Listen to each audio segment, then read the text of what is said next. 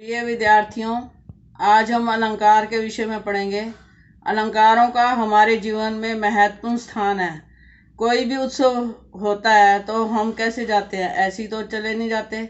बढ़िया से कपड़े डालते हैं और सब कुछ मैच करते हैं कि कौन से कपड़े हमने डालने हैं, कैसे लग रहे हैं। एक दूसरे से पूछते भी हैं हम कैसे लग रहे हैं। तो इसका अभिप्राय क्या है कि हम अपने आप को सुंदर दिखाना चाहते हैं, सुंदर बनना चाहते हैं, दूसरों की प्रशंसा प्राप्त करना चाहते हैं। ऐसे ही जब कोई कवि कविता लिखता है, साहित्य लिखता है, कहानी लिखता है, तो वह अपनी भाषा को सुंदर बनाना चाहता है और उस भाषा को सुंदर बनाने के लिए वह अलंकारों का प्रयोग करता है। क्योंकि भाषा बढ़िया होगी तो पाठकों को भी मजा आएगा। तो इसलिए कवि का प्रयत्न रहता है कि वह अपनी भाषा के सौंदर्य में वृद्धि करे।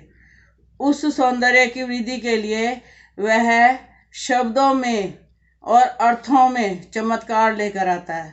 तो उस चमत्कार को ही एक तरह से अलंकार कहते हैं। अलंकार का प्रयोग गद्य पद्य दोनों में होता है, परंतु पद्य भाग में, काव्य में अलंकारों का अधिक महत्वपूर्ण स्थान है। ठीक है, तो आज हम अलंकार पढ़ते हैं। सबसे पहले देखते हैं अलंकार। अलंकार शब्द दो शब्दों से मिलकर बना है, अलम प्लस कार। अलम का अर्थ क्या है? आभूषण। कार का अर्थ है करने वाला। यहाँ पर हम कह सकते हैं आभूषित करने वाला, सौंदर्य को बढ़ाने वाला। तो संस्कृत में कुछ लाइनें दी गई हैं अलंकार के बारे में।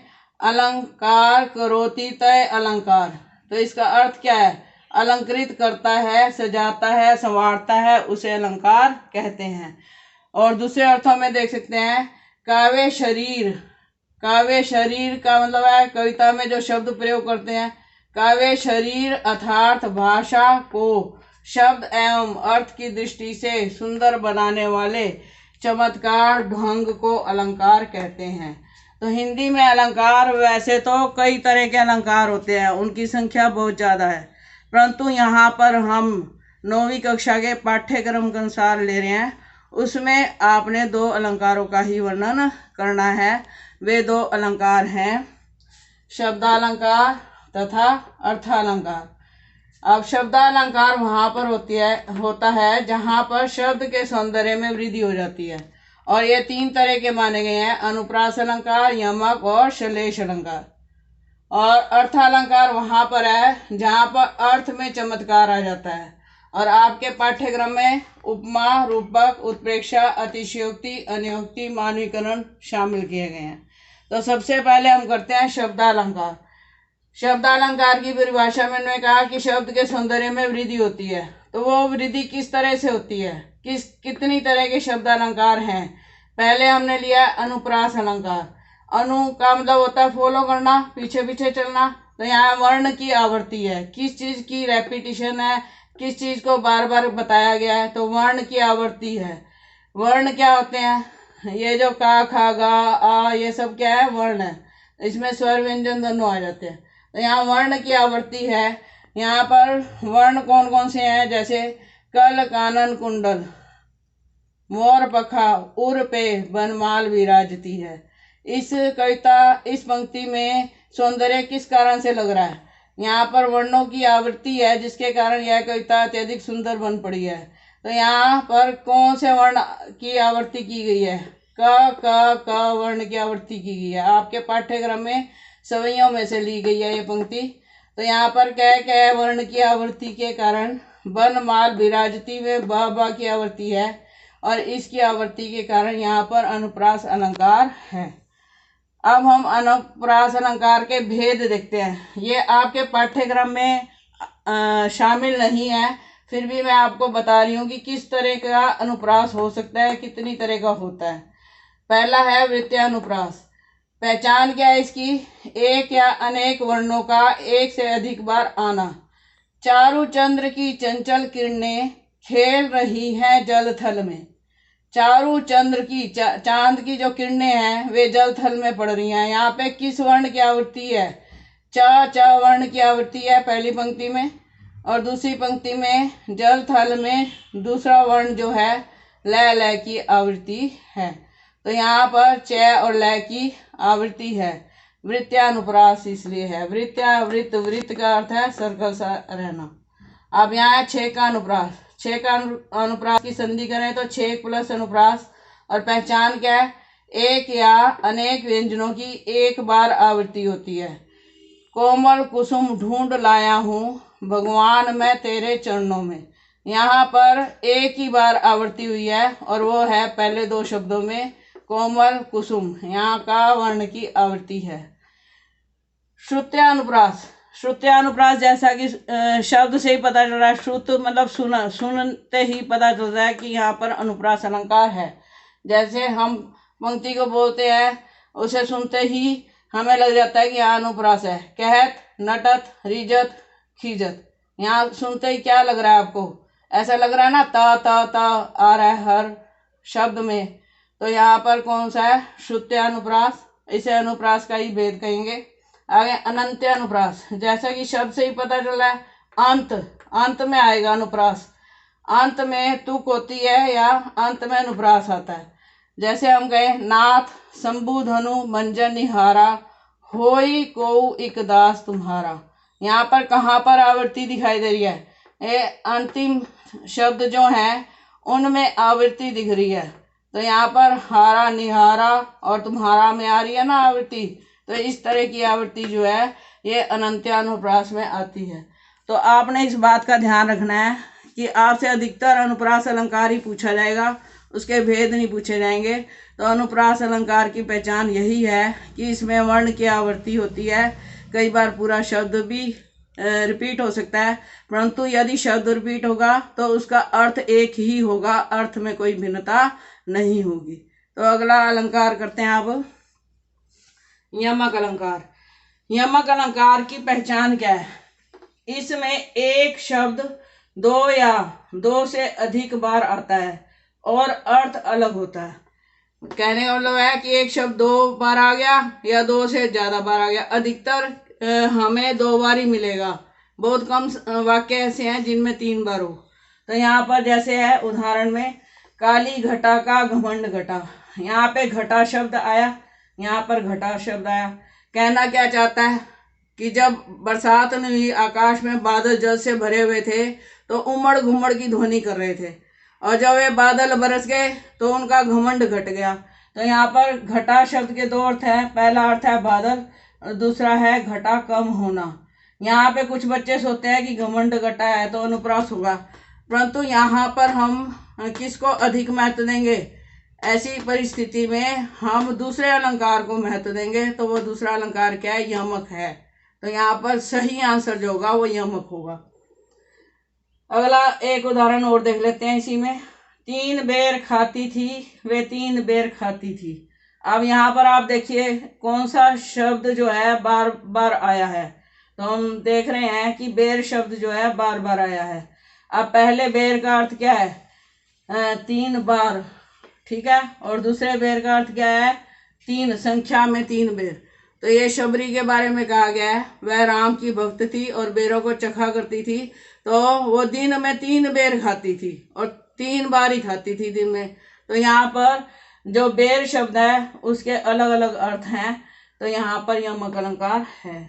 अब अगला अलंकार करते हैं श्लेष अलंकार। श्लेष का अर्थ है चिपकना। अब किस चीज से क्या चिपका हुआ है? यहाँ पर शब्दों की बात हो रही है, तो इसका मतलब शब्द से कुछ चिपका हुआ है। तो एक शब्द के अनेक अर्थ निकल जाते हैं। तो यहाँ पर परिभाषा हम कह सकते हैं, श्लेष का अर्थ है चिपकना। एक शब्द से अनेक अर्थ चिपके होते हैं। कहने का अभिप्राय यह है कि एक शब्द के अनेक अर्थ निकलते हैं। जैसे उदाहरण देखें, सुबरन को ढूंढत फिरत कवि व्यभिचारी चोर। सुबरन को ढूंढत फिरत कवि व्यभिचारी चोर। कौन किसको ढूंढ रहा है? 3 व्यक्ति बताए हैं, कवि, व्यभिचारी, चोर। ये तीनों किसको ढूंढ रहे हैं? सुबरन को ढूंढ रहे हैं।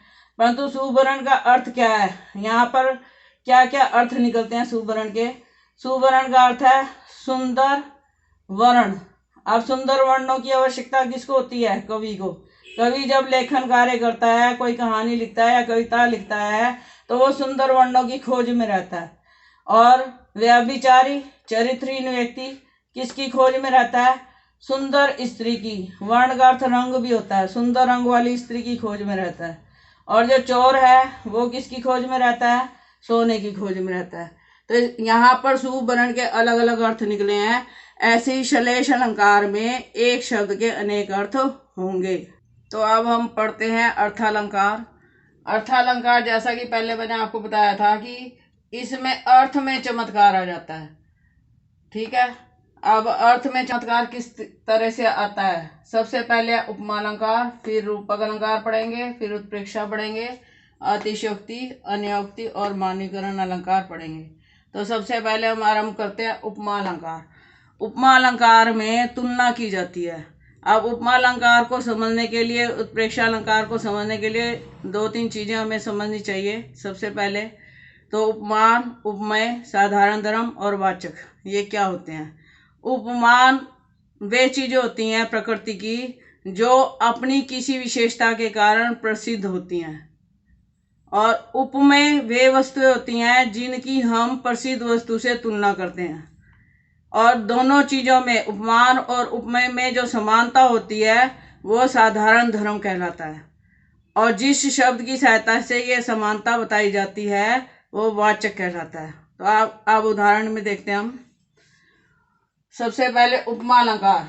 उपमा अलंकार में तुलना की जाती है, उपमान से उपमेय की तुलना। अब हमने जैसे अभी बताया उपमान उपमेय क्या होता है, तो यहाँ पे उदाहरण से देखिए, सीता का मुख चंद्रमा के समान सुंदर है। अब इस पंक्ति में कौन सी प्रकृति की वस्तु है जो अपनी सुंदरता के लिए प्रसिद्ध है? तो हम कहेंगे कि यह चंद्रमा है। अब चंद्रमा जब पूर्णिमा का चंद्रमा होता है बहुत सुंदर दिखाई देता है, और उससे तुलना किसकी की गई है? सीता के मुख की। तो अब सीता का मुख जो है उपमेय हो जाएगा।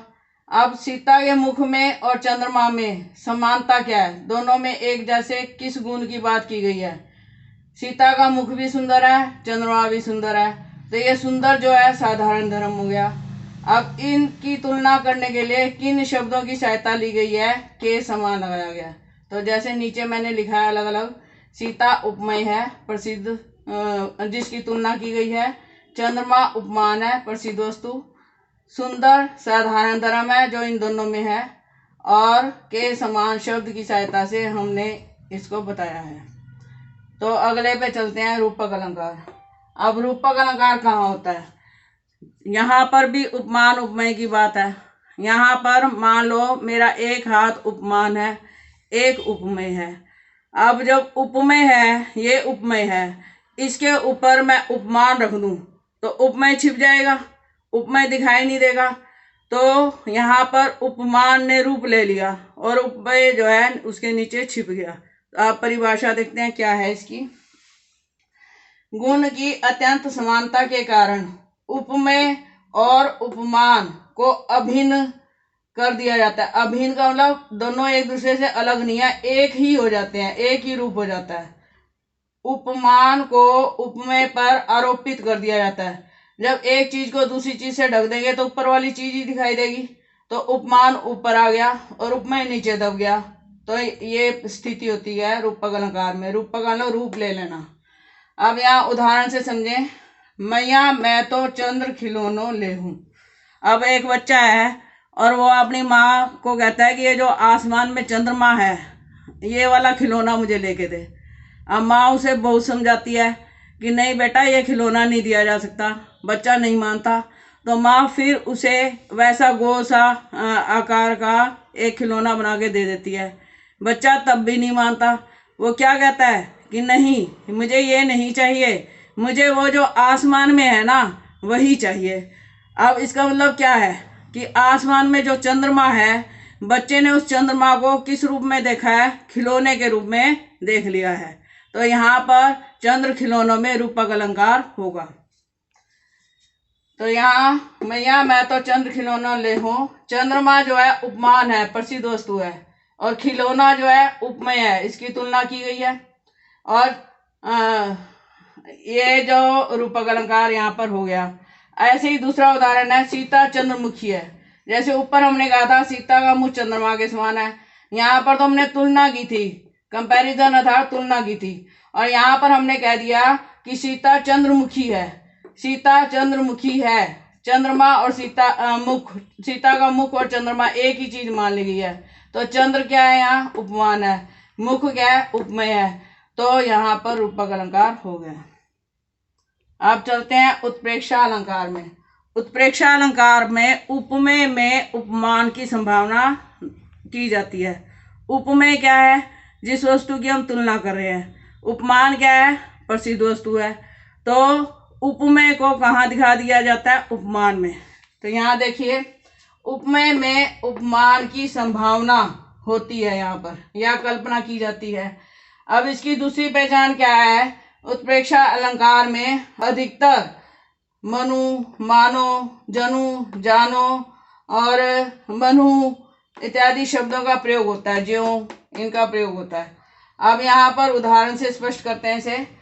कहती हुई यों उत्तरा के नेत्र जल से भर गए, कहती हुई यों उत्तरा के नेत्र जल से भर गए, हिम के कणों से मानो हो गए पंकज ने। अब इस उदाहरण को यदि हम देखें तो उत्तरा के नेत्र, उत्तरा के आंखों में आंसू हैं और उत्तरा के नेत्रों को कवि ने क्या मान लिया, पंकज, पंकज का मतलब कमल के फूल की तरह मान लिया। अब आंखों में तो है आंसू, परंतु उसकी तुलना किससे कर दी, प्रसिद्ध वस्तु से की है, हिम के कणों। हिम किसे कहते हैं, बर्फ को कहते हैं। जैसे कमल के ऊपर बर्फ के कण गिरे हों, ऐसी कल्पना कवि ने यहाँ पर की है। तो यहाँ पर देखें क्या उपमान है, उपमेय क्या है और वाच्य क्या है। तो यहाँ पर इस उदाहरण में उपमा के नेत्र उपमेय है, क्योंकि इनकी तुलना की गई है, इसमें संभावना दिखाई गई है उपमान में। हिम के कण है उपमान और मानो है वाचक। यहाँ तुलना नहीं होगी, यहाँ पर उपमेय में उपमान की संभावना होगी। अब आगे चलते हैं, अतिशयोक्ति। जैसा कि शब्द से ही पता चल रहा है, अतिशय, अतिशय का मतलब बढ़ाकर चढ़ाकर कहना। उक्ति का अर्थ है पंक्ति। किसी पंक्ति को जब बढ़ा चढ़ाकर कहा जाता है वहां पर अतिशयोक्ति अलंकार होता है। तो देखिए, अतिशयोक्ति, अतिशय प्लस उक्ति कहने वाला है कि बात को बढ़ा चढ़ाकर कहा गया, किसी पंक्ति को बढ़ा चढ़ाकर कहा गया। पहचान क्या हो जाएगी, किसी गुण या स्थिति को बढ़ा चढ़ाकर दिखाया जाता है। अब ये उदाहरण बड़ा प्रसिद्ध है, आपने अच्छी तरह से सुना होगा, 6ठी 7वीं 8वीं कक्षा में याद भी किया होगा। हनुमान की पूंछ में लग ना पाई आग, लंका सिगरी जल गई गए निशाचर बाग। अब यहाँ पर स्थिति क्या है, लंका में जब हनुमान जी गए और रावण ने उनकी पूंछ में आग लगाने की आज्ञा दे दी, पूंछ में लगन ना पाई आग, कहने से क्या पता चल रहा है कि पूंछ में आग नहीं लगी और लंका जलेगी। ये ऐसा हो ही नहीं सकता, लंका तो तभी जलेगी जब पूंछ में आग लगेगी। अब यहाँ पर वो क्या कहना चाहता है कि पूंछ में आग लगते ही सारी लंका को जला दिया गया। कहने का अभिप्राय है कि कार्य बड़ी शीघ्रता से हुआ था, तो इसलिए कह रहा है कि हनुमान की पूंछ में लग ना पाई आग, लंका शीघ्र जल गई गए निशाचर बाग। तो यहाँ पर बात को बढ़ा चढ़ाकर कहा गया है। अब अगला करते हैं अन्योक्ति अलंकार। अन्योक्ति अलंकार जैसा कि शब्द से ही पता चल रहा है, अन्य और उक्ति। अन्य, जो पंक्ति यहाँ पर कविता में कही गई है उसका अपना अर्थ तो होगा, परंतु उसका कहीं और अर्थ भी निकल रहा होगा। जहाँ उक्ति के माध्यम से किसी अन्य अर्थ को दिखाया जाता है, किसी अन्य की बात की जाती है एक पंक्ति के माध्यम से। कहने का अभिप्राय है कि एक पंक्ति के दो अर्थ निकल रहे होंगे, एक तो शाब्दिक अर्थ होगा और एक जो है प्रतीकार्थक अर्थ होगा। तो यहाँ पर उदाहरण में जैसे कहा गया है, फूलों के आसपास रहते हैं फिर भी कांटे उदास रहते हैं। अब कई फूल ऐसे हैं जिनमें कांटे होते हैं और फूल सुंदर होते हैं, परंतु फूलों के पास, यहाँ पर फूलों शब्द का प्रयोग उन लोगों के लिए किया गया है जो सुख सुविधाओं में रह रहे हैं, या यहाँ पर फूल जो है प्रेमिका का प्रतीक है।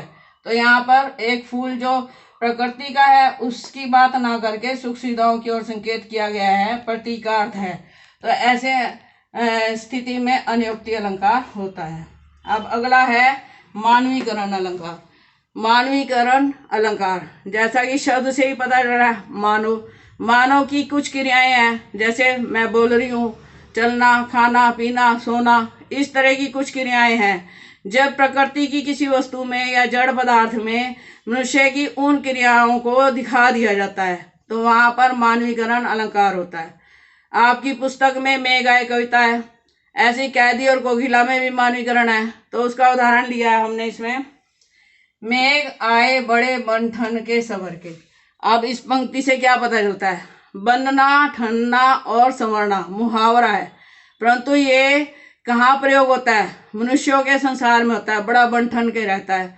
परंतु यहाँ पर किसको बनता ठनता दिखा दिया? मेघ को। तो मेघ प्रकृति में आते हैं, तो यहाँ पर बनना, ठनना, संवरना में मेघों का मानवीकरण किया है। अब इसी उदाहरण में हम एक उदाहरण और बता रहे हैं।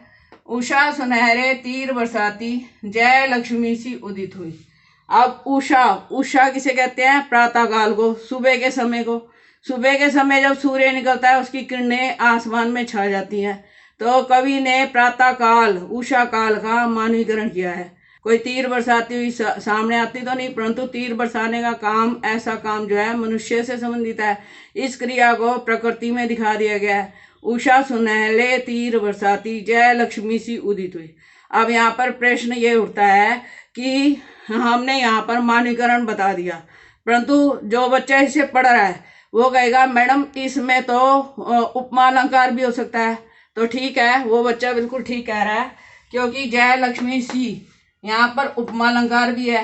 उपमा अलंकार में सी, सा, सम, सरिस आ जाता है, तो यहाँ जय लक्ष्मी की तरह उदित हुई, तो यहाँ पर उपमा अलंकार भी है। यदि ऐसी स्थिति आ जाए कि एक पंक्ति में आपको दो अलंकार दिख रहे हो, तो आपको यह निर्णय करना होगा कि कौन सा अलंकार सही लिखना है। यदि एक पंक्ति में आपको अनुप्रास और दूसरा अलंकार दिख रहा है, तो आपने यह ध्यान देना है कि अनुप्रास ना लिखकर दूसरा अलंकार ही आपको बताना है। अब अगला एक उदाहरण और देखते हैं। आए महंत बसंत। अब यहाँ पर आए महंत बसंत, यहाँ आए से क्रिया पता चल रही है। बसंत का, बसंत तो ऋतु होती है, ऋतु को, बसंत ऋतु को महंत बताया गया है। तो यहाँ पर आए महंत बसंत, प्रकृति की उस ऋतु को आते हुए दिखा दिया, आए महंत बसंत। तो यहाँ पर मानवीकरण अलंकार हो गया, परंतु इसी पंक्ति में रूपक अलंकार भी है, क्योंकि बसंत को महंत का रूप दे दिया गया है। तो आप इस विषय को ध्यान से करें। कुछ बच्चों को यह विषय मुश्किल लगता है। हमने इस शिक्षण में सरल से सरल उदाहरण दिए हैं ताकि आपको यह विषय अच्छी तरह से स्पष्ट हो जाए। धन्यवाद।